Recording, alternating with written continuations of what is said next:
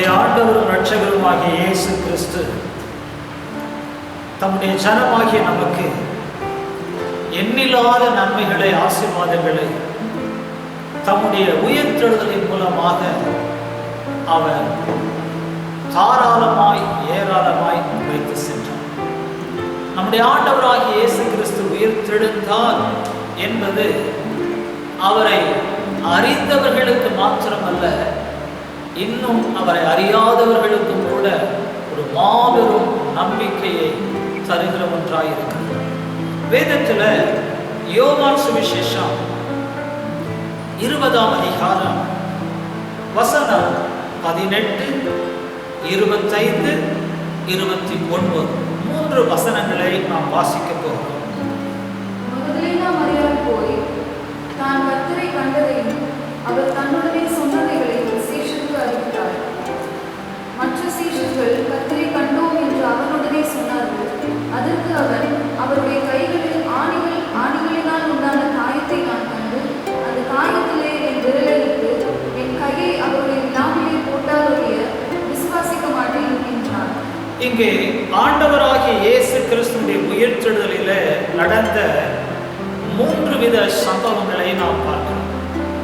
இந்த யோவான் சுவிசேஷம் 20ஆம் அதிகாரம் பலமுறை தியானித்து பலமுறை தேவனுடைய செய்திகளை கேட்ட நமக்கு மிகவும் அறிமுகமான, நன்றாக அறிந்த ஒரு சம்பவமாக இருந்தாலும், ஆண்டவராகிய இயேசு கிறிஸ்துவினுடைய உயிர்த்தெழுதலின் நாளிலே நடந்த 3 மிக முக்கியமான சம்பவத்தை நாம் இந்த அத்தியாயத்தில் பார்க்கலாம். ஒன்று, ஏமாற்றமும் நம்பிக்கை விழுந்த நிலையில் இருந்த மரியாள், அதே போல நம்பிக்கை இழந்து பயத்தில் தவித்த சீஷர்கள். ஆண்டவராகிய இயேசு கிறிஸ்து உயிர்த்தெழுந்தார், அவரை நாங்கள் கண்டோம் என்று சொல்லி விசுவாசிக்க முடியாத ஒரு குழப்பமான ஒரு சூழ்நிலையில் இருந்த சீஷனாகிய தோமா. இவர்கள் மூவருமே 3 வித்தியாசமான நிலையில இருப்பதை இந்த அத்தியாயத்தில் நாம் பார்க்கிறோம். ஆண்டவராகிய இயேசு கிறிஸ்துவை கண்டதாக முதலாவது அறிவித்தது யார் என்றால், மகதலேனா மரியாள் போய் தான் கர்த்தரை கண்டதையும் அவர் தன்னுடனே சொன்னவைகளையும் சீஷருக்கு அறிவித்தார். இதை கேட்ட மாத்திரத்தில் சீஷர்கள் என்ன செய்தார்கள் என்றால், வேகமாய் ஓடினார்கள். உயிர்த்தெழுந்த இயேசு கிறிஸ்துவை காண அவர்கள் வேகமாய் ஓடினார்கள். ஓடி போய் அவர்கள் அந்த கல்லறை, திறக்கப்பட்டிருக்கிற அந்த கல்லறையில இருவர் ஓடினார்கள். ஆனாலும் பேதுரு தான் முன்பு அந்த கல்லறையினிடத்துல உள்ளே சென்று பார்த்தார்.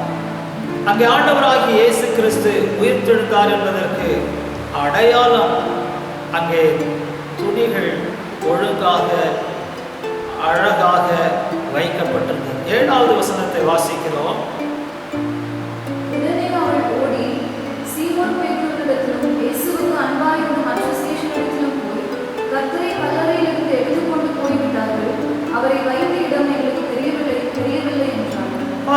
ஓடி போய் அவர்கள் பார்க்கும்போது ஆண்டவராகிய இயேசு கிறிஸ்து உயிர்த்தெழுந்தார் என்பதற்கு அடையாளமாக அந்த 7வது வசனத்தில் எழுதப்பட்டிருக்கிறது. சீலைகள் கிடைக்கிறதையும் அவருடைய தலையில் சுற்றியிருந்த சீலை மற்ற சீலைகளுடனே வைத்திராமல் தனியே ஒரு இடத்துல சுருட்டி வைத்திருக்கிறதையும் கண்டார்கள். இவ்விதமாய் அவர்கள் இயேசு கிறிஸ்து உயிர்த்தெழுந்தார், அவர் இல்லை என்பதை கண்டாலும் அவர்கள் என்ன செய்தார்கள் என்றால், திரும்ப போய்விட்டார்கள் தாங்கள் இருந்த இடத்துக்கு. 10வது வசனத்தில் வாசிக்கிறோம்.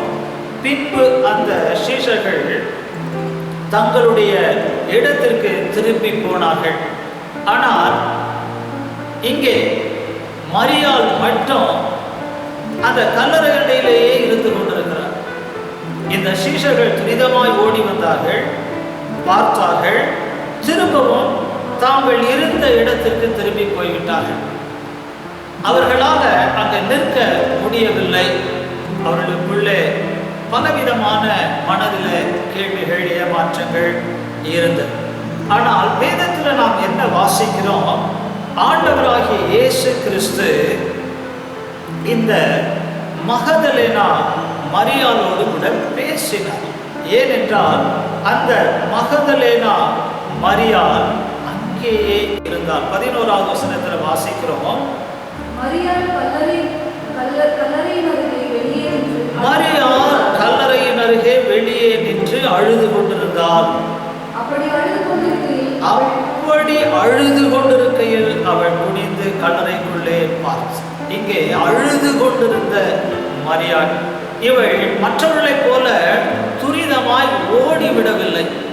அவள் அங்கேதான் நின்று கொண்டிருக்கிறாள். ஏனென்றால் இந்த ஆண்டவராகிய இயேசு கிறிஸ்துவ ஒருவேளை அவருடைய சரீரத்தை களவாய் கொண்டு போய்விட்டார்களோ என்று அவளுடைய மனதில் பலவிதமான கேள்விகள் இருந்தது. எனவேதான் அவள் அங்கே அழுது கொண்டிருக்கிறாள். அழுது கொண்டு அங்கே நின்று கொண்டிருக்கிறாள். சீஷர்கள் வந்தார்கள், வேகமாய் போய்விட்டார்கள்.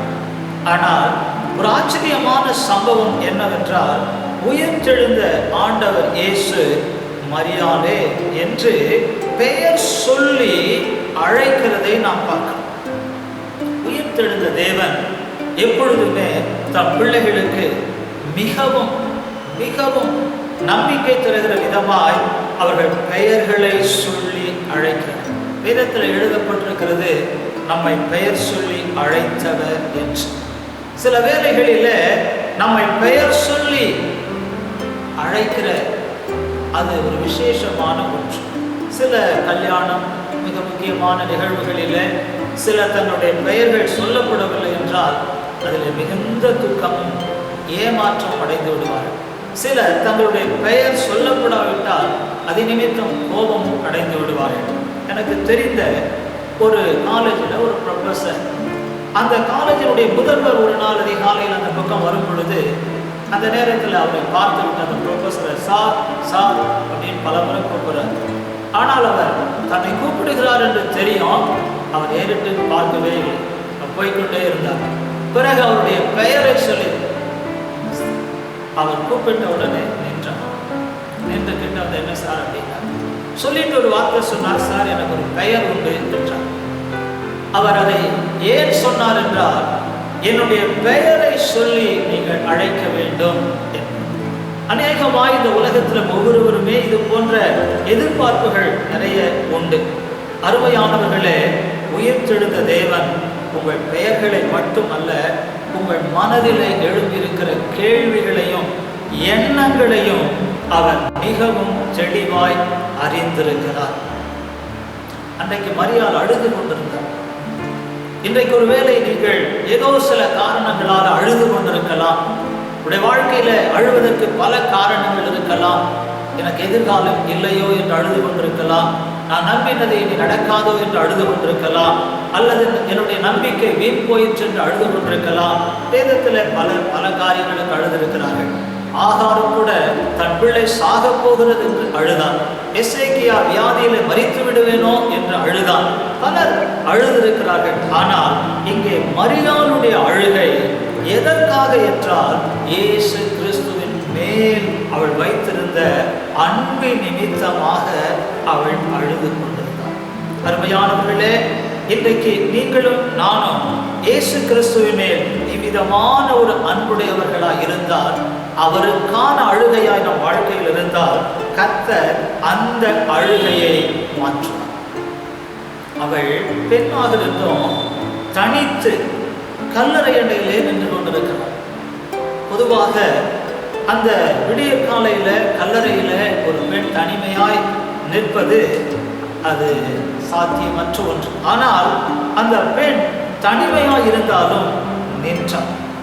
இன்றைக்கு ஒருவேளை உலகம் ஒரு விதமாக போய்கொண்டிருக்கும் போது, தேவனை நம்புகிற, தேவனை நேசிக்கிற தேவனுடைய பிள்ளைகளாகி நீங்கள் சில வேளைகளில் தேவனுக்காக தனித்து விடப்பட்டாலும் விசுவாசத்தில் நிற்க வேண்டும். நீங்கள் தேவனுக்காக நிற்க வேண்டும். நீங்கள் தேவனின் பட்சமாய் நிற்க வேண்டும். ஏனென்றால் தேவன் இந்நாட்களிலே தமக்காக நிற்கிறவர்களை அவர் எப்பொழுதும் காண்கிறவராயிருக்கிறார். தாவீது ஒரு இடத்துல சொல்லுகிறார், என் கண்ணீரை அவர் துருத்தியிலே வைக்கிறார் என்று. அருமையானவர்களே, நீங்கள் எதற்காக கண்ணீர் விடுகிறீர்கள் என்பது தேவன் மாத்திரம் அறிந்தவராக இருக்கிறார். நிச்சயமாய் ஒன்றை சொல்ல முடியும், தேவன் உங்கள் கண்ணீரை துடைப்பார், உங்களை பெயர் சொல்லி அவர் அழைக்கிறார். இந்த மரியாள் அங்கே ஒரு காட்சியை காண்கிறார். 15வது வசனத்துல பார்க்கிறோம், இயேசு அவளை பார்த்து, ஸ்திரீயே, ஏன் அழுகிறாய்? யாரை தேடுகிறாய் என்றார். அவள் அவரை தோட்டக்காரன் என்று எண்ணி, ஐயா, நீர் அவரை எடுத்துக்கொண்டு போனதுண்டானால் அவரை வைத்த இடத்தை எனக்கு சொல்லும், நான் போய் அவரை எடுத்துக்கொள்வேன் என்றார். இங்கே மரியாள் ஆண்டவராகிய இயேசு கிறிஸ்துவுக்காக கொண்டு வந்த பரிமள தைலத்தை எப்படியாவது வைத்து அவரை கனப்படுத்தி விட வேண்டும், அதிலே மிகுந்த ஆவலாக அவள் இருக்கிறார். எனவேதான் இப்பொழுது அங்கே ஒருவரை பார்த்தாலும் தோட்டக்காரர் என்று எண்ணினார். எப்பொழுதெல்லாம் தேவனுடைய பிள்ளைகளின் மனதில் பலவிதமான அழுகைகளும் பலவிதமான குழப்பங்களும் வருகிறதோ அப்பொழுதெல்லாம் அவர்கள் சரியாய் பார்ப்பது இல்லை. அங்கே இயேசுவை அவள் பார்க்க முடியவில்லை, தோட்டக்காரர் என்று எண்ணினார். பாருங்க, ஆண்டவரை தவறான ஒரு எண்ணத்தோடு இப்பொழுது அந்த மரியாள் எண்ணக்கூடியதாக இருக்கு. ஆனால் நீங்களும் நானும் ஒரு நாள் அப்படி எண்ணவில்லை என்று சொல்ல முடியாது. எத்தனையோ நேரங்களில் நாம் அவர் மேல எத்தனை தவறுதலான எண்ணங்கள் கொண்டிருக்கிறோம். நான் ஜெபித்தேன், நான் விரும்பினேன், நான் வாஞ்சித்தேன், நான் அவருக்காக இதை செய்தேன், ஆனாலும் ஆண்டவர் இதை செய்யவில்லையே, அவர் என்னை கைவிட்டு விட்டாரே, அவர் இன்னும் ஏன் மௌனமாக இருக்கிறார் என்றெல்லாம் நாமும் பல முறை இந்த ஆண்டவர் மீது பலவிதத்தில் தவறான புரிந்து கொள்ளுதல் உடையவர்களாய் இருந்தோம். ஆனாலும் தேவன் தம்முடைய பிள்ளைகளை கைவிடுகிறவர் இல்லை. மத்தேயு சுவிசேஷம் 14ஆம் அதிகாரத்தில் ஆண்டவராகிய இயேசு கிறிஸ்து அற்புதங்களை செய்தவர் சற்று தனித்திருக்க வேண்டும் என்று சொல்லி தம் சீஷர்களை அக்கறைக்கு போவோம் என்று சொல்லி துரிதப்படுத்தினார். அப்பொழுது அவர்கள் அவருடைய வார்த்தைக்கு கீழ்ப்படிந்து அக்கறைக்கு போகும்படி படவிலே ஏறி சென்றார்கள். படவு நடுக்கடலிலே சென்ற போது அதிகமான புயலும் காற்றும் கொந்தளிப்பும் உண்டாயிற்று. அவர்கள் மிகவும் பயந்தார்கள். இனி நாம் பிழைப்போம் என்ற நம்பிக்கை இல்லை. அப்பொழுது ஆண்டவராகிய இயேசு கிறிஸ்து கடல் மேல் நடந்து வந்தார். அவர்களோ அவரை ஆவேசம் என்று எண்ணி பயந்தார்கள். அவர்தான் வருகிறார். இதுவரைக்கும் கடல்ல அப்படி நடந்ததை அவங்க கண்டதில்லை, மனுஷன் நடந்ததை கண்டதில்லை. எனவே இப்பொழுது ஆண்டவராகிய இயேசு கிறிஸ்து கடல் மேல் நடந்து வந்தாலும் அவர்கள் தவறாக புரிந்து கொண்டார்கள். அங்கே மத்தேயு சுவிசேஷம் 14ஆம் அதிகாரத்தில் நாம் வாசிக்கிறோம், அவரை அவர்கள் ஆவேசம் என்று அவர்கள் எண்ணினார்கள். பாருங்க, ஆண்டவர் நாம் இருக்கும் இடத்துக்கு நம்மை தேடி வந்தாலும், நம்மை அவர் ஆறுதல்படுத்த வந்தாலும் சில வேளைகளிலே இப்படித்தான் தவறுதலாக புரிந்து கொள்ளுகிறோம். மத்தேயு 14ஆம் அதிகாரம் 25-26 வசனங்கள். 4ஆம் ஜாமத்திலே இயேசு கடலின் மேல் நடந்து அவர்களிடத்திற்கு வந்தார். அவர் கடலின் மேல் நடக்கிறதை சீஷர்கள் கண்டு கலக்கம் அடைந்து ஆவேசம் என்று சொல்லி பயத்தினால் அலறினார்கள். அவர் தான் வந்துட்டு இருக்கிறார். ஆனால் அவர்கள் இப்பொழுது தவறாக எண்ணினால பயந்தார்கள், கலக்கம் அடைந்தார்கள். அருமையானவர்களே, ஆண்டவர் இயேசு கிறிஸ்து எப்பொழுதுமே நம்மை தேடி வருகிறவர். அவர் பிறப்பில் மட்டுமல்ல, உயிர்த்தெழுந்த பிறகும் தம்முடையவர்களை தேடி வருகிற தேவனாய் இருக்கிறார். அவரை நாம் சரியாய் புரிந்து கொள்ள வேண்டும். இயேசு எப்பொழுதெல்லாம் நம்முடைய இடத்துக்கு வருகிறாரோ அப்பொழுதெல்லாம் நமக்கு ஒரு பெரிய ஆசீர்வாதத்தை அவர் கொண்டு வருகிறார் என்பதை நன்றாக நாம் அறிந்து கொள்ள வேண்டும். ஆண்டவராகிய இயேசு கிறிஸ்து அதே இடத்துல அழுது நின்று கொண்டிருந்த அந்த பெண்மணியோடு பேசும்போது முதலாவது வேலைக்காரர் என்று எண்ணிய அதே மரியாள் பின்பு அவர் யார் என சரியாக அறிந்து கொண்டாள். வேதத்தில் எழுதப்பட்டிருக்கிறது, அவள் சரியாய் அறிந்து கொண்டதுனால 20ஆம் அதிகாரம் 16வது வசனத்துல அவள் இப்பொழுது ஒரு வார்த்தை சொல்லுகிறார், ரபி.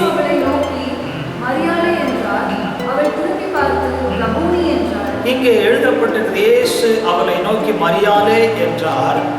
அவள் திரும்ப பார்த்து ரபோனி என்றாள்.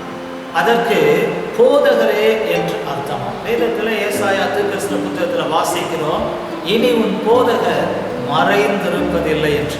மெய்யாகவே நம்முடைய ஆண்டவர் போதகர் மறைந்திருக்கிறவர் இல்லை, அவர் நமக்கு போதிப்பவர். இயேசு இந்த உலகத்தில் இருந்த நாட்களிலே அவர் போதனை அநேகருக்கு நம்பிக்கையை தந்தது, அநேகருக்கு மன ஆறுதலை தந்தது, அநேகருக்கு அவர் நித்தியத்தை குறித்த வெளிச்சத்தை தந்தது. ஏனென்றால் அவர் நல்ல போதகர். அங்கே எழுதப்பட்டிருக்கிறது ரபோனி, போதகரே என்று அவரை சரியாய் புரிந்து கொள்ள முடிந்தது. அருமையானவர்களே, இந்த சூழ்நிலையில அவள் இயேசு மேல் அதிக அன்புடையவளாக இருந்ததனால அவர் போதகர்தான் என்று தெரிந்து கொண்ட உடனே அவர் அண்டையிலே நெருங்குகிறார். 17வது வசனத்துல வாசிக்கிறோம், இயேசு அவளை நோக்கி என்னை தொடாதே,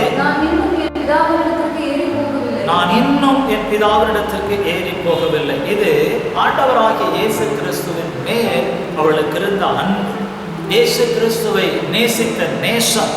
எனவே இப்பொழுது இயேசுதான் என்று அறிந்தவுடனே அவரை தொடுவதற்காக அவள் நெருங்கி வரும் பொழுது தொடாதே என்று சொல்லுகிறதை நாம் பார்க்கிறோம்.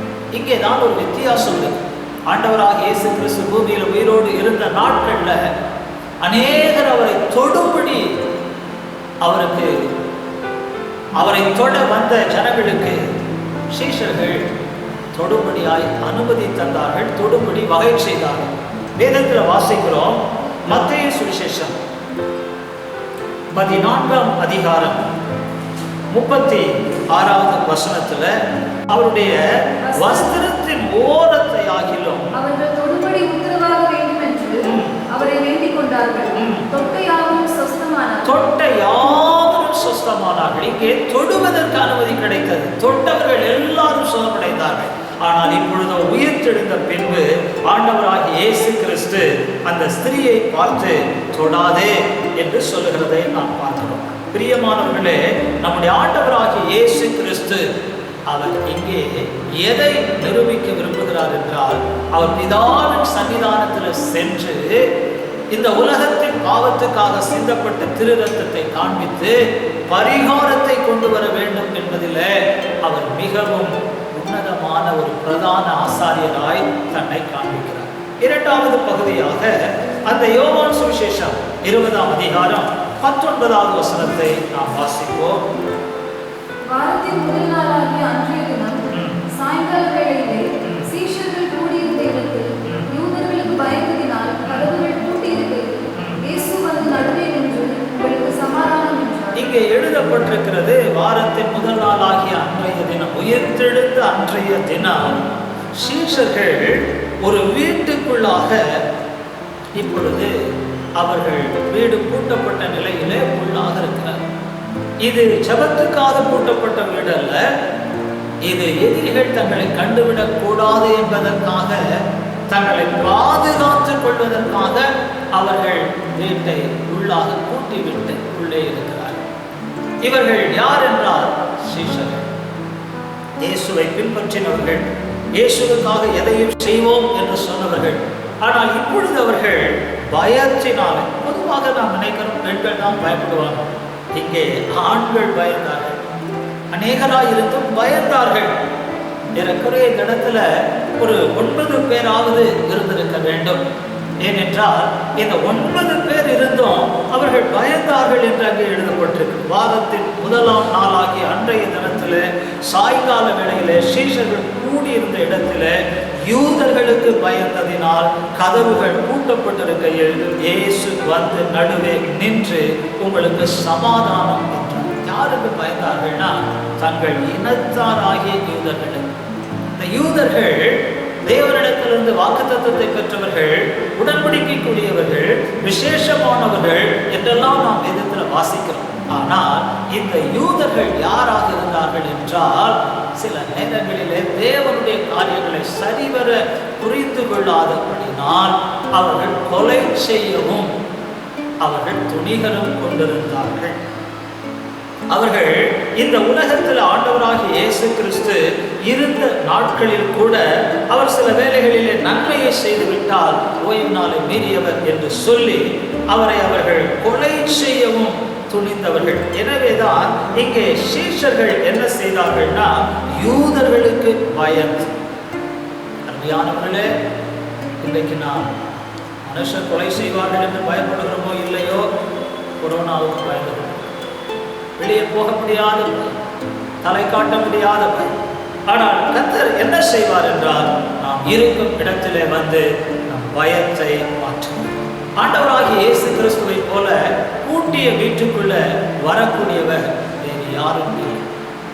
அவர் ஒருவர் மட்டுமே பூட்டப்பட்டிருந்த வீட்டுக்குள்ளே வந்து அவர்கள் பயத்தை நீக்கினார். இந்த காலை வேளையில நீங்கள் எதற்காக பயந்து கொண்டிருந்தாலும் உயர்த்தெழுந்த இயேசு உங்கள் பயத்தை உங்களை விட்டு நீக்குவார். யூதர்கள் அவ்வளவு நல்லவங்க இல்லை. யோவான் சுவிசேஷம் 5ஆம் அதிகாரம் 18வது வசனத்துல எழுதப்பட்டிருக்கிறது. அவர்கள் எப்படிப்பட்டவர்கள்? அவர் ஓய்வு நாளில் கட்டளையை மீறினதும் அல்லாமல் தேவனை தம்முடைய சொந்த பிதா என்று சொல்லி தம்மை தேவனுக்கு சமமாக்கினபடியினாலே யூதர்கள் அவரை கொலை செய்யும்படி அதிகமாய் வகை தேடினார். எனவேதான் இந்த யூதர்களுக்கு பயந்ததனால இந்த சீஷர்கள் கதவை பூட்டிக்கொள்ளே இருந்தார்கள். இந்த காலை வேளையில ஒன்றை நான் உங்களுக்கு சொல்ல விரும்புகிறேன். உங்களுக்கு எப்பேற்பட்ட பயம் இருந்தாலும், நீங்கள் பயத்துல சிக்குண்டிருந்தாலும், பயத்தை போக்குகிற ஆண்டவர் நீங்க இருக்கும் இடத்துல உங்களுக்கு தரிசனமாவார். உங்களை பயத்தில் நின்றவர் விடுதலையாக்குவார். அப்போஸ்தலர் நடபடிகள் 9ஆம் அதிகாரம் 21வது வசனத்திலேயும் கூட வாசிக்கிறோம். யூதர்களுடைய செயல் எப்படிப்பட்டதாக இருந்தது என்பதை நாம் பார்க்கிறோம். கேட்டவர்கள் எல்லாரும் ஆச்சரியப்பட்டு எருசலேமில் இந்த நாமத்தை தொழுது கொள்கிறவர்களை நாசமாக்கி இங்கேயும் அப்படிப்பட்டவர்களை கட்டி பிரதான ஆசாரியர்களுக்கு கொண்டு போகும்படி வந்தவன் இவன் அல்லவா என்றார். யார் அவன் என்றால் சவுல். இவன் இதற்கு முன் அநேகரை கொலை செய்யவும், சிறைப்படுத்தவும், துன்புறுத்தவும், பயமுறுத்தவும் கூடியவனாய் இருந்தான். ஆனா இப்பொழுது அப்படிப்பட்டவனை ஆண்டவர் சந்தித்து அவனை ரட்சித்தார். ஆண்டவர் கொலைகாரனையும் அநேகரை ரட்சிக்கிறவனாய் மாற்றுகிறார். இந்த யூதர்கள் அவ்வளவு மோசமானவர்கள் என்று சொல்லி பயந்து சீஷர்கள் அங்கே தங்களை மறைத்துக் கொண்டிருந்தார். ஆனால் ஆண்டவராகிய இயேசு கிறிஸ்து அங்கே அந்த வீட்டிலே தோன்றி முதலாவது அவர்கள் பயத்தை அவர் மாற்றினார். அவர் சொல்லுகிறார், உங்களுக்கு சமாதானம். பயந்து அவர்களுக்கு தேவன் ஒரு நித்திய சமாதானத்தை கொண்டு வருகிறார். அருமையானவர்களே, இந்த உலகத்தில் நமக்கு பொன் பொருள் வீடு ஆஸ்தி அந்தஸ்து எல்லாம் இருப்பது போலவே அதிகமான சமாதானம் நமக்கு தேவை. ஏனென்றால் தேவன் தன் பிள்ளைகளுக்கு தருவது சமாதானம். இங்கே சீஷர்கள் அந்த வார்த்தையை கேட்டவுடனே நான் நினைக்கிறேன், நிச்சயமாய் ஒரு இருதயம் சமாதானம் அடைந்தது.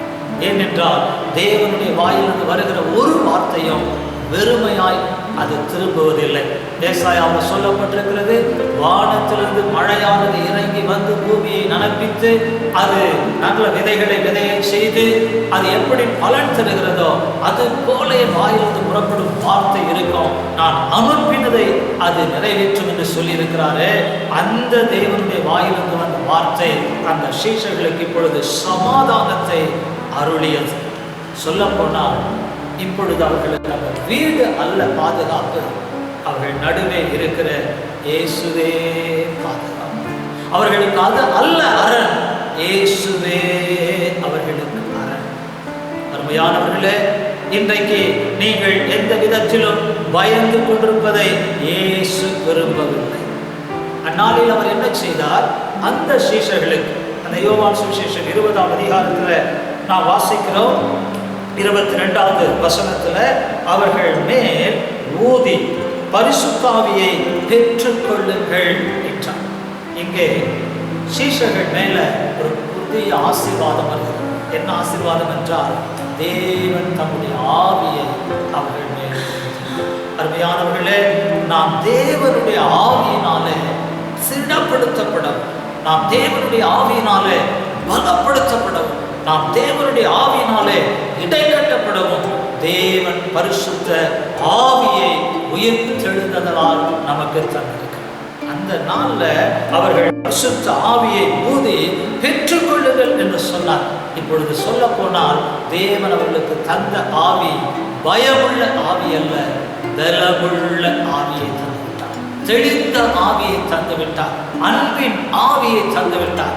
இப்பொழுதோ அந்த சீஷர்கள் எதற்காக இந்த பரிசுத்த ஆவியை பெற்றிருக்கிறார்கள் என்றால், அவர்கள் போய் பயத்தில் இருக்கிறவர்களே, அவநம்பிக்கையில் இருக்கிறவர்களே, ஏமாற்றத்தில் இருக்கிறவர்களே தேவனுக்கென்று வழி நடத்துவதற்காக அவர்கள் தேவனுடைய ஆவியை பெற்று தேவனுக்காக செயல்பட வேண்டும். இன்றைக்கும் ஆண்டவராகிய இயேசு கிறிஸ்து உயிர்த்தெழுதலின் பலனாக பரிசுத்த ஆவியை பொழிந்து கொண்டிருக்கிறார் சபையின் மேல். எதற்காக என்றால், பயம் நீங்கி தேவ அன்பும் சமாதானமும் இருதயத்தில் நிறைந்திருக்கும். ரோமருக்கு எழுதிய நிருபம் 5ஆம் அதிகாரத்தில் நாம் வாசிக்கிறோம், பரிசுத்த ஆவியினாலே தேவ அன்பு நம் இருதயங்களிலே ஊற்றப்பட்டிருக்கிறது என்று 5ஆம் அதிகாரம் 4வது வசனம் என்று நான் எண்ணுகிறேன், அல்லது 5வது வசனம். மேலும் நமக்கு அருளப்பட்ட பரிசுத்த ஆவியினாலே தேவ அன்பு நம்முடைய இருதயங்களில் ஊற்றப்பட்டிருக்கிறபடியால் அந்த நம்பிக்கை நம்மை வெட்கப்படுத்தாது. இங்கே எழுதப்பட்டிருக்கிறது பரிசுத்த ஆவி ஊற்றப்பட்டது மட்டுமல்ல, நம்பிக்கை. இது ஒரு ஜீவ நம்பிக்கை, இது வாடாத நம்பிக்கை, இது வெட்கப்படுத்தாத நம்பிக்கை.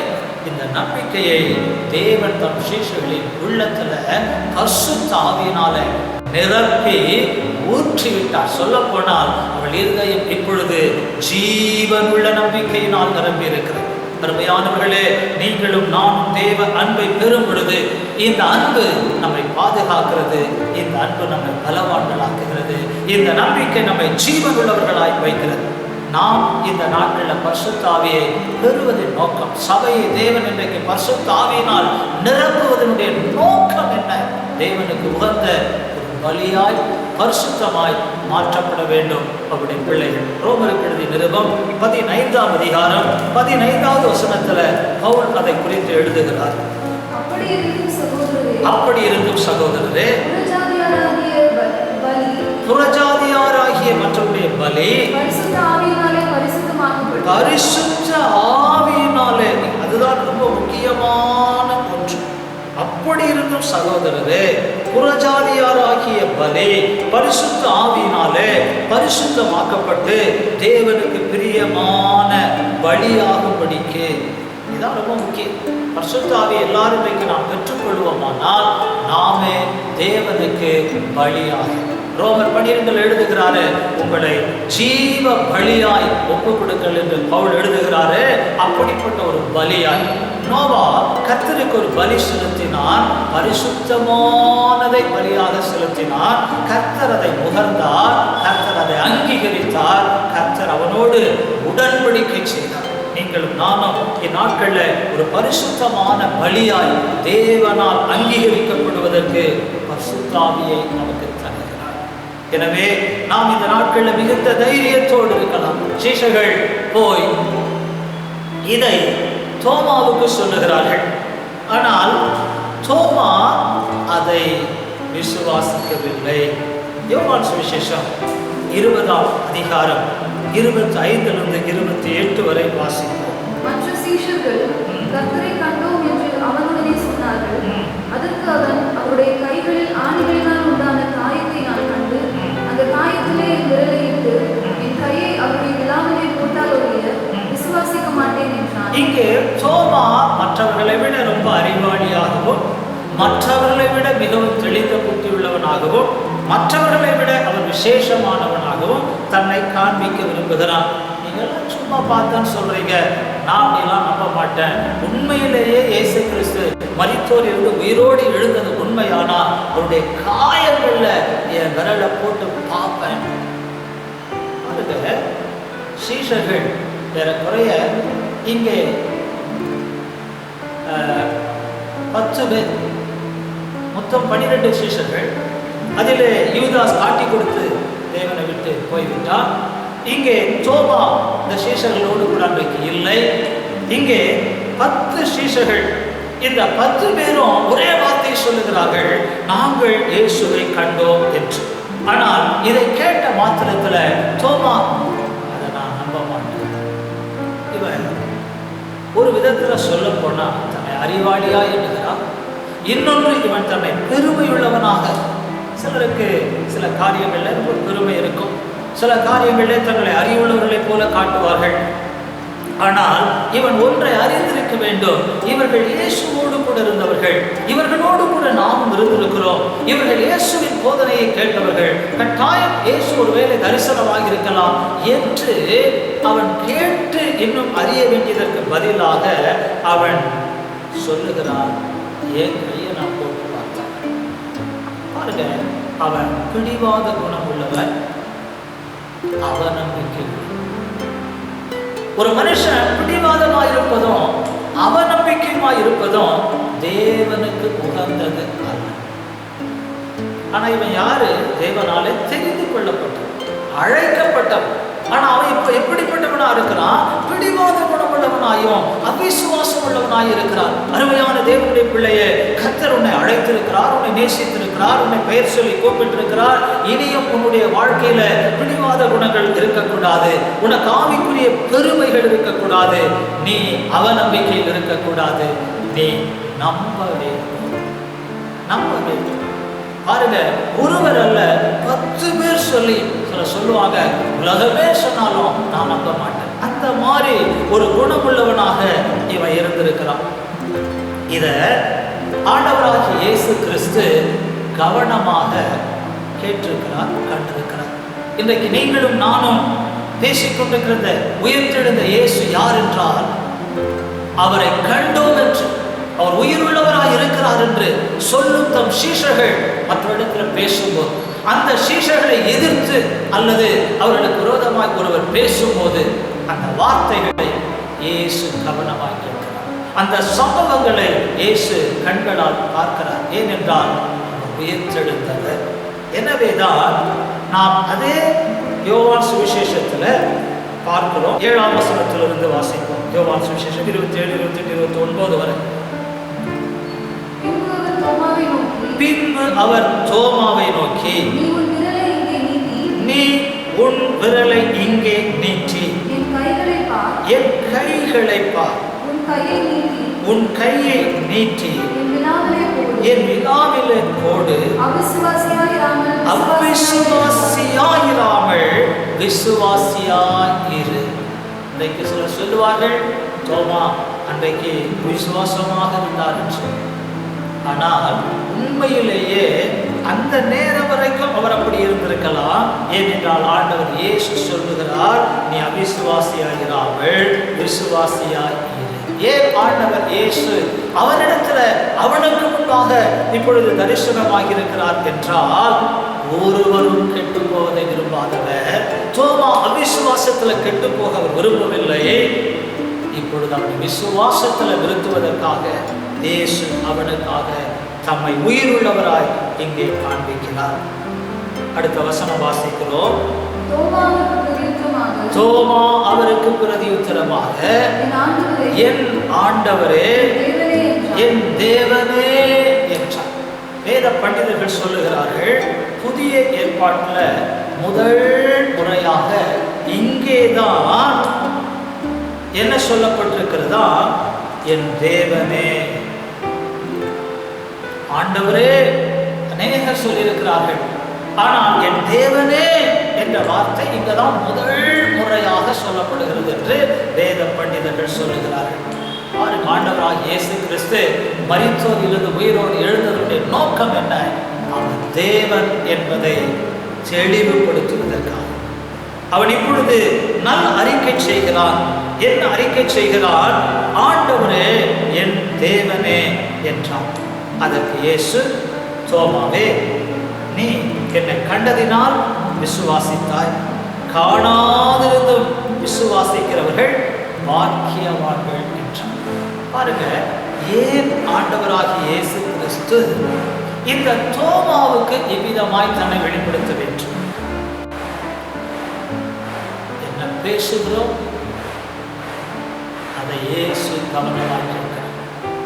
இந்த 10 சீஷர்களுக்கு முன்பாக அவன் நான் நம்ப மாட்டேன், நான் கையை போடுவேன், அவன் பேசுனதெல்லாம் கேட்டார்.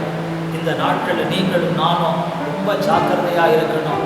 நாம் பேசும் ஒவ்வொரு வார்த்தையையும் பரலோகத்தின் தேவன் கேட்டுக்கொண்டிருக்கிறார். நாம் பேசும் ஒவ்வொரு பேச்சும் அவர் காதுகளிலே விழுந்து கொண்டிருக்கிறார். நாம் அவிசுவாசமாய் பேசாமல் விசுவாசமாய் பேசும்போது கர்த்தர் அங்கே மகிமை கொடுக்கிறார். எனவே அவர் முன்பு அவிசுவாசமாய் பேசியிருந்தாலும் இப்பொழுது அவர் விசுவாசத்தை அறிக்கையிடுகிறார். என் ஆண்டவரே, என் தேவனே என்றார்.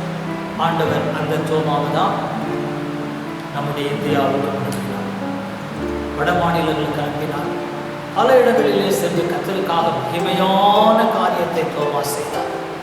அவர் சீஷர்களிடத்துல உயிர்த்தெழும் முன்பாக அவிசுவாசத்தை பேசினாலும் இயேசுவை தரிசித்த பின்பு ஒரு இடத்திலும் ஒருபோதும் அவர் அவிசுவாசமாய் இருந்ததே இல்லை.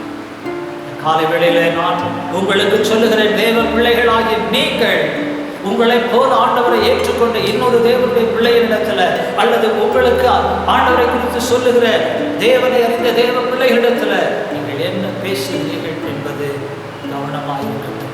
நம்பிக்கையை பேசுங்கள், விசுவாசத்தை பேசுங்கள், பயபக்திக்குரியதை பேசுங்கள்.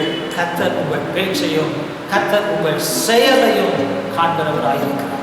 நாம் ஒன்றை அறிய வேண்டும், உயிர்த்தெழுந்த ஆண்டவராக இயேசு கிறிஸ்து நம்முடைய பேச்சை மட்டுமல்ல நம்முடைய செயலையும் கவனமாய் இந்நாட்களில் கவனித்து வருகிறார். எனவே நாம் தேவனுக்கு ஏற்ற செயலிலே விசுவாசத்தில் நாம் வளர வேண்டும். ஆண்டவராக இயேசு கிறிஸ்து தாமே இந்த நாட்களிலே மரியாதை போல உங்கள் கண்ணீரை அவர் துடைப்பார். சீஷர்களை போல அடைக்கப்பட்ட உங்கள் வாழ்க்கையின் பயத்தை போக்குவார். தோமாவை போல உங்களுக்கு இருக்கிற அவநம்பிக்கையை நீக்கி உங்களை தெளிவுபடுத்துவாராக. இவ்வித ஆசீர்வாதங்கள் உங்களுக்கும் எனக்கும் உரியதாவதாக. ஆண்டவராகிய இயேசு கிறிஸ்து இன்றும் என்றும் நம்மை வழி நடத்துவார். நம் வழி நடத்தும் தேவன் கிருபையும் சமாதானமும் நம்மை மூடிக்கொள்வதாக. ஜெபிப்போம். ஆண்டவர் இரட்சகருமாகிய இயேசுவே, உயிர்த்தெழுதலால் கிடைத்த நல்ல ஆசீர்வாதங்கள், எண்ணிலா நன்மைகள் எங்கள் வாழ்க்கை முழுவதும் ஆளுகை செய்யும். இனி அழுகை இல்லை, இனி பயம் இல்லை, இனி ஆண்டவர் அவிசுவாசம் இல்லை. ஏனென்றால் உயிர்த்தெழுந்தவர் எங்களுக்கு எல்லா சம்பூர்ண நன்மைகளையும் தருகிறேன். இயேசுவின் நாமத்தில் கேட்கிறோம் நல்ல பிதாவே.